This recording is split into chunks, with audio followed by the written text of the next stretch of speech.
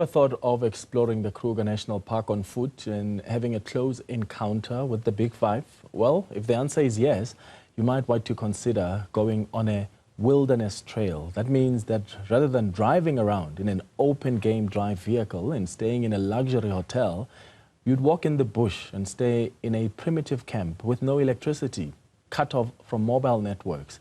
Mweli Masilela visited one of the trails at the Kruger National Park's back Endal camp. Golden rule on foot for the newcomers: you stand your ground if we are charged by an animal, unless I give you a different instruction. Right. Listen to my instructions on the walk. If I tell you to do something, you do it as quick as you can, without question. Trail Ranger Nicole Kotze laid out the rules before taking tourists to a wilderness trail. This rule is very critical for survival when walking in the bush, where at any time one can come across dangerous animals, which include the Big Five. On this particular trail, elephants were the first sighting, followed by a herd of buffaloes. This seems to be exactly what excites tourists. Well, it's a different experience completely to be out there walking in the field instead of driving around, and interacting with the rangers who are extremely knowledgeable and competent, and they tell you all sorts of interesting facts that you won't find out for yourself. And you'll have special experiences getting up close to animals, sitting down next to buffalo, elephants, close up to rhino on foot. I mean, that's just the most amazing thing to happen. While on trail, tourists also get to learn about the men and women who lived in the park some many years ago. That story is reflected on the Bushman paintings found on some rocks in the Kruger National Park. I'm coming from the Netherlands, from The Hague, and we came here a week ago to South Africa, and we just did a wilderness trail, Walhuter Trail. It was beautiful, and there were a lot of aspects of the trail I didn't expect. Especially the cultural part, the history of the peoples that used to live here was beautiful to experience, both the nature side and the cultural history side. It's an amazing experience. I would recommend it to everyone that loves nature.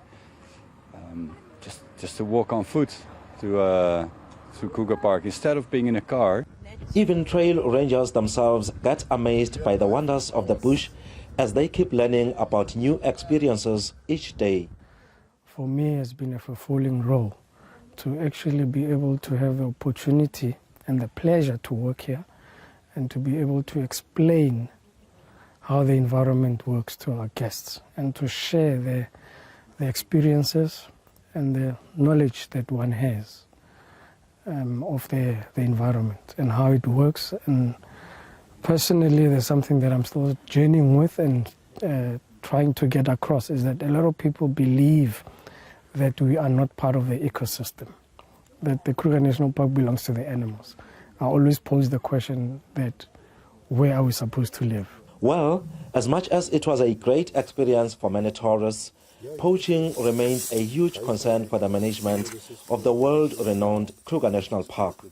The criminal activity has led to a decline in the rhino population. It was encouraging to see signs that we still have rhino around, especially the black rhino, which was very exciting to see that a week ago there was one which was marking its territory. And what was touching from the guides was that they say they missed the animals, the number of animals that they had here, because they engineer the environment actually and open up the grasses. But now there's a lot of encroachment that is happening because you're missing that species within the ecosystem. And that's the damage that poaching has done to this environment. And we don't realize it until we hear it from the colleagues who work with these animals on a day-to-day basis. For Newzroom Afrika on Channel 405, I'm Mweli Masilela at the Kruger National Park.